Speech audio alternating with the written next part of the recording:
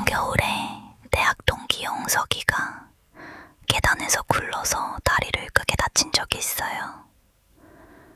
수술하고 일주일쯤 됐을 때 제가 분병을 갔거든요. 오후 7시가 조금 넘었는데 6인실은 불을 반만 켜놔서 어두웠어요.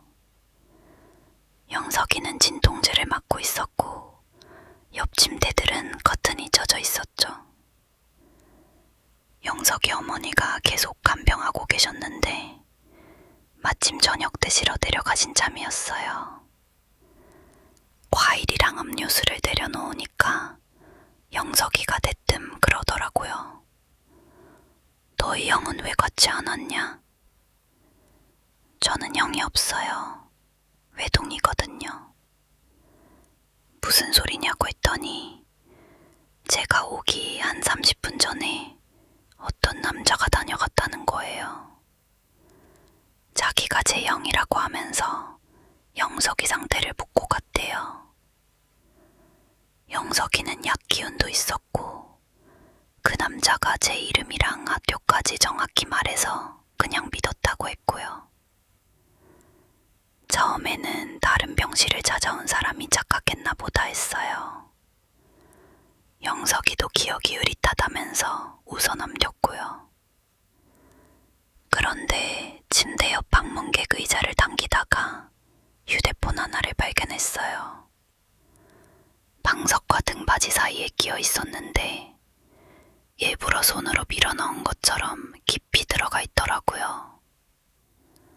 검은색 휴대폰이었고 액정 오른쪽 위가 깨져 있었어요. 영석이 건 침대 위에 따로 있었고 같은 방 환자들도 자기 것이 아니라고 했죠. 간호사에게 가져다 주려고 들었는데 화면이 켜졌었어요. 잠금은 안 돼 있었습니다. 배터리는 3%였고 녹음기가 실행된 상태였어요. 빨간 시간이 계속 올라가고 있었는데 이미 1시간 넘게 녹음 중이더라고요. 제가 정지 버튼을 누르니까 파일 이름이 자동으로 달자와 시간으로 저장됐어요. 그때만 해도 주인이 실수로 녹음을 켜놓았나 보다 했죠. 주인을 찾는 데 도움이 될까 싶어서 그 파일을 한번 재생해봤어요. 그러면 안 되는 건 알지만 바로 앞에 있었던 사람이 두고 갔을 가능성이 컸으니까요. 처음에는 의자 끄는 소리만 났어요. 조금 뒤에 낯선 남자 목소리가 들렸습니다. 어머니는 어디 가셨냐고, 오늘 또 올 사람 있냐고 물었어요. 영석이가 이따 친구 온다고 하면서 제 이름을 말했고요. 그 다음부터 남자는 저에 대해서만 물었어요. 언제부터 알았는지, 지금 어디에 사는지, 차가 있는지, 부모님은 지방에 계신지. 영석이가 왜 그런 걸 묻냐고 하니까 제가 부탁했다고 했어요. 다치고 나면 친구들이 예민해지니까 주변 사정을 알아두라고 했다는 겁니다. 그러다가 영석이가 이렇게 말했어요. 근데 걔 외동인데요. 몇 초 동안 아무 소리도 안 났습니다. 남자는 곧 사촌형이라고 말을 바꿨어요. 영석이가 졸린 목소리로 아, 그랬냐고 했고요. 그 뒤로는 제 회사가 어디인지, 보통 몇 시에 퇴근하는지, 혼자 사는지 물었습니다. 녹음 끝부분에는 남자가 자리에서 일어나는 소리가 났는데 휴대폰에 쟁기는 소리는 없었어요. 거기서부터는 저도 그냥 분실물로 넘기면 안 되겠다는 생각이 들었어요. 영석이랑 같이 사진첩을 열어봤습니다. 사진은 100장이 조금 넘었는데 풍경이나 음식 같은 건 하나도 없었어요.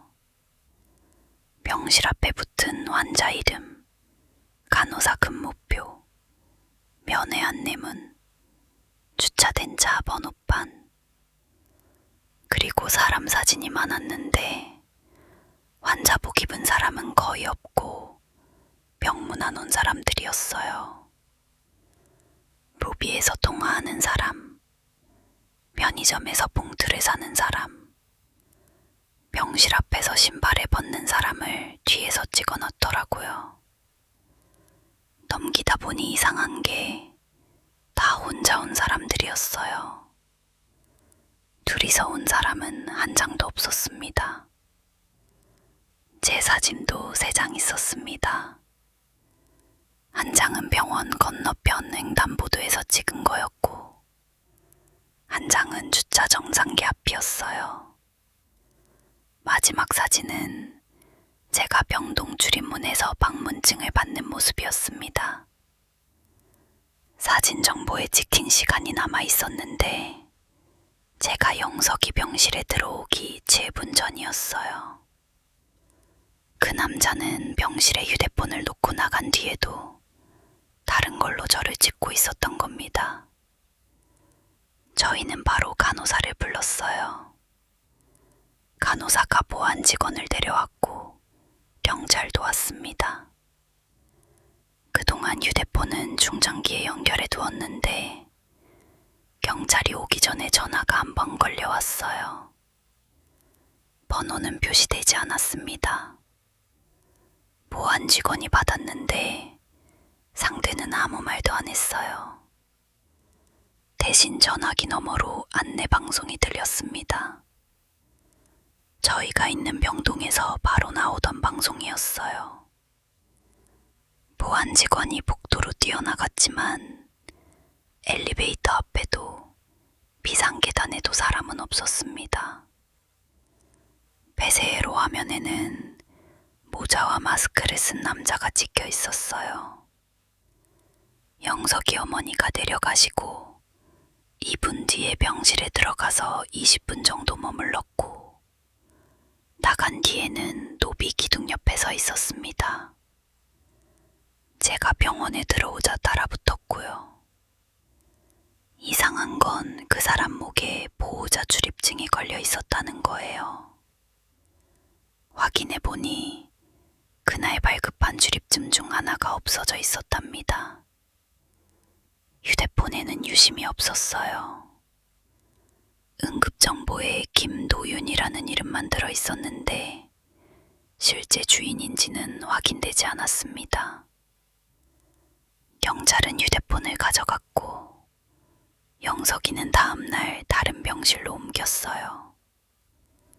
태어날 때까지 어머니가 한 번도 자리를 안 비우셨고요. 영석이한테는 그 뒤로 별일이 없었습니다. 저한테도요. 몇 달 지나니까 그냥 이상한 사람이 있었구나. 그 정도로 남았어요. 그런데 지난주에 제가 급성 중수염으로 입원했어요. 영석이가 있던 병원과는 차로 1시간 넘게 떨어진 곳입니다. 수술 다음 날 새벽에 같은 병실을 쓰던 아저씨가 형이 다녀갔다고 하더라고요. 저는 바로 그 말을 못 알아들었어요. 아저씨가 다시 설명해줬습니다. 새벽 4시쯤 모자를 쓴 남자가 들어와서 제 침대 번호를 확인했고 자기가 형이라고 했대요. 저를 깨우지는 말라고 하면서 침대 끝에 한동안 앉아 있었다고요. 나갈 때는 제 휴대폰 충전이 잘 되는지까지 확인했답니다. 간호사실에 가보니까 방문 기록이 남아 있었어요. 관계는 형, 이름은 김도윤이었습니다. 들어온 시간이 새벽 4시 12분이었고요. 간호사가 그러면서 입원할 때 보호자 연락처가 비어 있었는데 그분이 적어주고 가셨다고 했어요. 경찰에 예전 사건 번호까지 말했지만 화면에 찍힌 얼굴만으로는 같은 사람이라고 단정하기 어렵다고 했어요. 병원에서는 제 취급 정보를 받고 복도 끝 병실로 옮겨줬습니다. 태어나는 날 영석이가 데리러 오기로 했고요. 저는 지금도 그 병실에 있습니다. 불을 켜놓고 자고 간호사가 새벽마다 문을 확인해줘요. 누워있으면 자꾸 그 사진첩이 생각나요. 혼자 온 사람들. 영석이는 어머니가 있었죠. 저는 외동이고 부모님은 지방에 계시고 혼자 삽니다. 오늘 새벽에 눈을 떴습니다. 진통제 때문인지 몸이 잘 안 움직였어요. 침대 발치에 모자를 쓴 남자가 앉아 있었습니다. 제 발 위로 흘러내린 이불을 끌어올려주고 있었어요. 눈이 마주쳤는데 놀라지도 않더라고요. 입에 손가락을 갖다 대고 작게 말했습니다. 더 자. 저는 눈을 감았습니다. 다시 떴을 때는 아무도 없었고 이불이 턱 밑까지 올라와 있었어요.